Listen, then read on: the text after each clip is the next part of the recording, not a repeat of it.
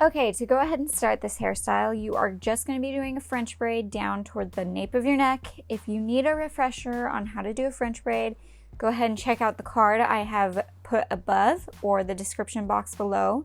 I have a great tutorial on how to French braid. So I'm just going to go ahead and zip through this and see you on the other side.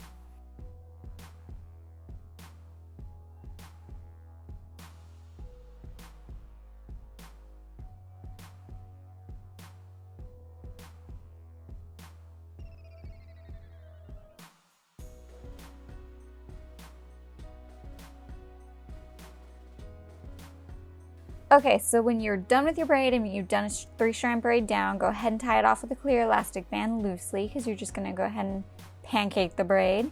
So to pancake the braid, you just pull at the sides of each stitch gently. If you go too far, no worries because it'll lay back into itself just fine.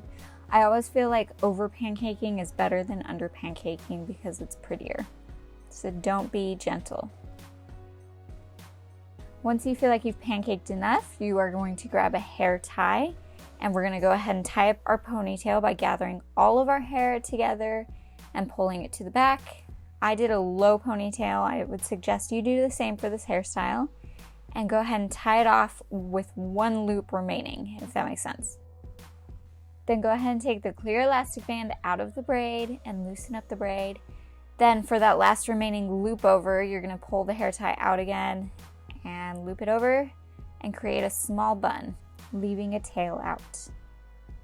Then you're going to split the tail into 2 equal sections and take one side and twist that tail toward the back of your head and then pull it over the ponytail and then underneath the bun and tuck that into the ponytail. Then you're going to do the same with the other side, twist it toward the back, put it over the bun and then under the bun and then tuck it into the black ponytail. And this should hide your ponytail just fine. You can loosen up these twists if you need to. And I wanted to take some bobby pins for the side of the loop and pull it up to my head to just make this look more full and messy. So go ahead and pin it up as much as you need to. And I like my bun looking a little more messy, so I just pulled and tugged at it until I felt like I liked it. And this is what it looks like. I hope you guys like it.